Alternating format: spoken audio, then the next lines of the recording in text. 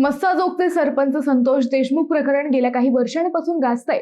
या प्रकरणानंतर महाराष्ट्र चांगलाच हादरला होता। मराठा ओबीसी वादही वाढला होता। परंतु आता या प्रकरणातील बरेच आरोपी जेलमध्ये गेल्यानंतर हे प्रकरण काहीसं शांत झालं। परंतु जे संशयित आरोपी जेलमध्ये आहेत त्यांच्या कारनाम्याच्या बातम्या आता कायमच सुरू असतात। त्यामुळे हे प्रकरण 8-15 दिवसाला पुन्हा चर्चेत येतं। आता 2 दिवसांपूर्वी हे प्रकरण पुन्हा एकदा चर्चेत आलंय। बीड कारागृहात कराड गँगने पुन्हा राडा केल्याच्या चर्चा सुरू झाल्यात। खरं तर एक कथित ऑडिओ क्लिप व्हायरल झाल्यानंतर हे प्रकरण चर्चेत आलंय। त्या ऑडिओ क्लिप मध्ये मनोज जरांगे पाटील यांचंही नाव असल्याने एकच खळबळ उडाली आहे। जरांगे पाटलांनीही त्यानंतर आपल्या स्टाईलने या प्रकरणावर भाष्य केलंय। एकंदर या कथित घटनेची चर्चा महाराष्ट्रभर गाजतीये। आता हे नेमकं प्रकरण काय आणि पोलिसांची भूमिका काय हेच आपण या व्हिडिओतून पाहणार आहोत।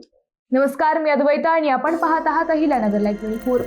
महाराष्ट्रातील घडामोडींचं परफेक्ट अनालिसिस। सरपंच संतोष देशमुख हत्या प्रकरणात वाल्मिक कराड, सुदर्शन घुले, प्रतीक घुले असे संशयित आरोपी सध्या बीड कारागृहात आहेत। याच बीड कारागृहात त्यांनी दहशत सुरू ठेवल्याच्या चर्चा आहेत।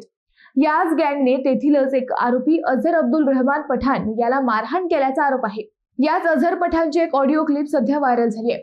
या क्लिप मध्ये पठाण याने त्याला झालेली मारहाण, दिलेली धमकी व तुरुंग प्रशासनाची बघ्याची भूमिका याबद्दल एकाला फोन करून काही गोष्टी सांगितल्या। हाच फोन रेकॉर्ड करून त्याची ऑडिओ क्लिप व्हायरल झाल्याचं सांगितलं जात आहे। ही ऑडिओ क्लिप अत्यंत धक्कादायक आहे।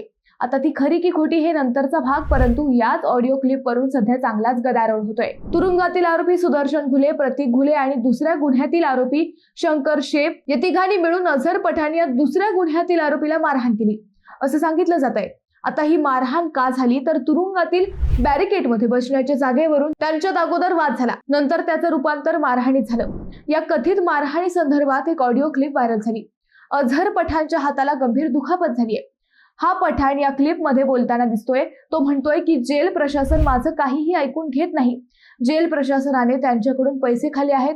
जेलरला याबाबत माहिती दिली, परंतु ते माझं काहीही ऐकायला तयार नाहीत। माझ्यावर दमदाटी केली जात आहे। माझा तुरुंग बदलण्याची धमकी दिली जात आहे। कुठेही तक्रार कर, माझं कुणीही काहीही करू शकत नाही असं मला धमकावलं जात आहे। मला दवाखान्यातही नेलं जात नाही। मला मारहाण करतानाचे सीसीटीव्ही फुटेज आहेत। मी तक्रार केली तर मलाच मारण्याची धमकी दिली जात आहे। जरांगे पाटलांनाही गोळ्या घालू असं ते आरोपी म्हणतायत असं या ऑडिओ क्लिप मध्ये म्हटलंय। ही क्लिप कोणीतरी व्हायरल केल्यानंतर बीड मध्ये एकच खळबळ उडाली।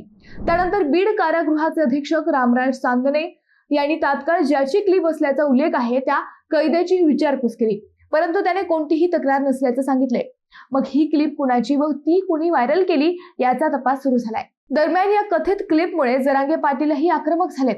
त्यांनीही या क्लिपवर प्रतिक्रिया दिली आहे।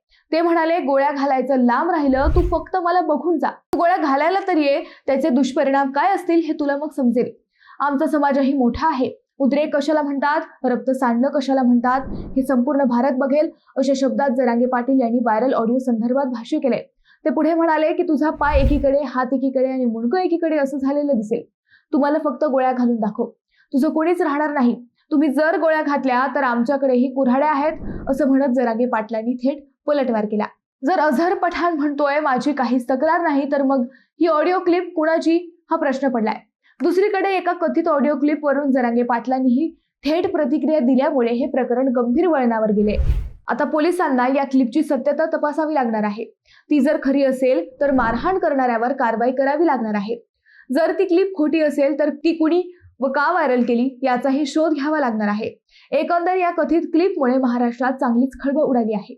मित्रांनो, तुम्हाला हा विषय कसा वाटला हे आम्हाला कमेंट करून नक्की कळवा। शिवाय व्हिडिओ आवडला असेल तर चॅनलला सबस्क्राईब करून व्हिडिओला लाईक करायला विसरू नका।